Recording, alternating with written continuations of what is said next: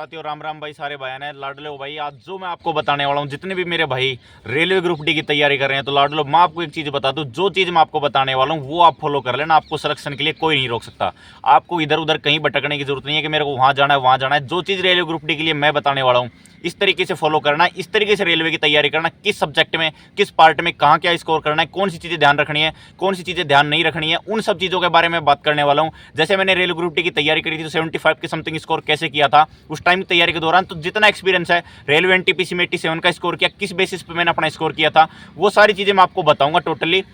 तो देखिए दोस्तों, वीडियो की शुरुआत करते हैं। तो वीडियो दोस्तों मैं आपको बताने वाला हूँ, आपको पता है इसका सिलेबस क्या आता है। सिलेबस के अंदर आपको पता है 25 नंबर की आपकी साइंस आती है, 30 नंबर की आपकी रीजनिंग आती है और 25 नंबर की दोस्तों आपकी क्या आती है, मैथ आती है। यानी लगभग 80 नंबर का सिलेबस आपका कवर करते हैं मैथ, रीजनिंग और साइंस। जो आपकी 20 नंबर का सिलेबस बचता है वो आपकी आती है जीके एंड करंट अफेयर का मैटर। तो दोस्तों जो चीज़ मैं आपको बता रहा हूँ उस तरीके से अपनी चीज़ को, स्ट्रेटेजी को फॉलो करना। देखिए दोस्तों, मेरे कहने का मतलब ये है कि मैथ और रीजनिंग जो आपके कितने नंबर की है, 55 नंबर की, यानी 55% वेटेज। आपका सिलेक्शन कहाँ मैटर कर रहा है, आपका मैथ और रीजनिंग पे मैटर कर रहा है। और जो आपका 25 नंबर है वो साइंस पे वेटेज कर रहा है। तो टोटल आपका हो गया 80 नंबर का वेटेज मैथ, रीजनिंग और साइंस का। आपको 20 नंबर की करंट अफेयर और जीके को अभी बिल्कुल नेगलेक्ट करना है, आपको बिल्कुल छोड़ के चलना है। जैसे बिल्कुल सोच लो कि हमारे जीके पार्ट है ही नहीं, तो आपको सिर्फ अभी 80 नंबर पर फोकस करना है। अब दोस्तों आपके दिमाग में ये होना चाहिए कि अपने को सिलेक्शन के नंबर कितने चाहिए। तो दोस्तों अपने सिलेक्शन के लिए नंबर चाहिए लगभग, अगर एवरेज जोन रहता है तो लगभग 60 के समथिंग, 65 के समथिंग रो स्कोर। और कोई high cut off level zone आता है दोस्तों, उसमें कितने नंबर चाहिए अपने को, उसमें चाहिए 70 नंबर। तो अगर अपने को मैक्सिमम अपने सभी जोन में मिला के चलें, कोई भाई ने किसी एवरेज जोन से जोन लगाया हो, low level cut off zone से लगाया हो, किसी भाई ने हाई कट ऑफ जोन से लगाया हो, तो आपको 60 से 70 के बीच रो स्कोर करना है दोस्तों। अब मैं सिर्फ यहाँ रो स्कोर की बात कर रहा हूँ, नॉर्मलाइजेशन स्कोर की बात नहीं कर रहा हूँ। तो आपको स्कोर कितना करना है, 60 से नंबर से लेकर 70 नंबर तक रो स्कोर करना है। अब दोस्तों 55 नंबर जैसे मैंने आपको बताया और मैथ और रीजनिंग के हैं। अब 55 नंबर को, मैथ रीजनिंग को इस तरीके से तैयार कर लो कि रात को सपने में भी उठो तो मैथ और रीजनिंग आपके क्वेश्चन सामने दिखते हैं, इसे उड़ा देना आपको क्वेश्चन को। इस लेवल की आपको तैयारी करनी है। वो कैसे आएगी आपकी तैयारी, चैप्टर पढ़ो, जिस चैप्टर को आपने पढ़ा उसके मॉक टेस्ट लगाओ, उसके प्रीवियस ईयर क्वेश्चन करो, टेक्स्ट बुक प्लेटफॉर्म से जाकर उसके चैप्टर टेस्ट लगाओ। बार बार इतनी प्रैक्टिस कर देनी है आपको 4 से 5 महीने के दौरान कि अपने जब एग्जाम हो उससे 3-4 बार उसका रिवीजन कर देना है, ताकि कोई भी क्वेश्चन अपने आप सामने दिखे। 55 में से 50 नंबर तो अपने को मैथ रीजनिंग में ही सिक्योर करने हैं। मैथ रीजनिंग में भटकना नहीं है अपने को कहीं पे। मैथ रीजनिंग इस तरीके से अपनी तैयार कर लो दोस्तों। अगर जिस भाई ने अपनी मैथ रीजनिंग आज ही तैयार कर ली, 55 में से 50 का स्कोर कर लिया, मैं लिख के देता हूँ, उस भाई को किसी भी कैटेगरी से बिलोंग करता हो, उसका सिलेक्शन कोई नहीं रोक पाएगा। अपना सिलेक्शन, अपनी तैयारी को इस तरीके से करो, अपने बेसिक जो उनको अच्छे करो, जो अपने कमजोर वीक टॉपिक है उनको बार बार अच्छे तरीके से करने की कोशिश करो। जो वीक टॉपिक लग रहा है मेरा बार बार ये वीक टॉपिक है, उसको अच्छा करो, उसकी बार बार प्रैक्टिस करो, उसकी बार बार क्लासेज लो और इस तरीके से तैयार करो कि रात को भी उठा के आपको मैथ रीजनिंग का कोई क्वेश्चन पूछ ले तो हम उस क्वेश्चन को कर पाए। तो 55 में से 50 नंबर का टारगेट लेके चलना है किसी भी हालत में। अगर कोई कमजोर छात्र भी है तो 45 तो मुझे किसी भी हालत में स्कोर करना है। 30 नंबर से 30 नंबर रीजनिंग में लाए जा सकते हैं, 28 नंबर भी लाए जा सकते हैं, 28 से कम नहीं लाए जा सकते। रीजनिंग ऐसा सब्जेक्ट है जिसमें अच्छे से स्कोर लाए सकते हैं और मैथ में भी आपको 25 में से 20 नंबर स्कोर लाए जा सकते हैं। तो आपका डेडिकेशन होनी चाहिए, आपका मेहनत करने का तरीका वो होना चाहिए, आपका इस तरीके से तैयारी होनी चाहिए, अपने अंदर मोटिवेशन होना चाहिए, खुद का सेल्फ कॉन्फिडेंस इतना ऊपर होना चाहिए कि मैथ रीजनिंग में इतने स्कोर कर सकता हूँ। अब बात रही दोस्तों आपके 25 नंबर की जीके की। अब जीके सॉरी आपकी साइंस की, साइंस 25 नंबर की आती है। साइंस में आपको क्या करना है, मेन है आपकी 9th और 10th की एनसीईआरटी पढ़नी है।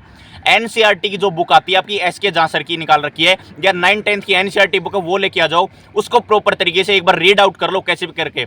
आपके 25 में से एनसीईआरटी आपने अच्छे तरीके से पढ़ लिया तो 25 में से 20 नंबर आपके कहीं नहीं जाने वाले। आप पीवाईक्यू कर लो उसके साथ में, आप क्लासेज ले रहे हो नहीं ले रहे हो कोई इंपैक्ट नहीं पड़ता। 9th-10th की एनसीईआरटी घोट के पी जाओ भाई।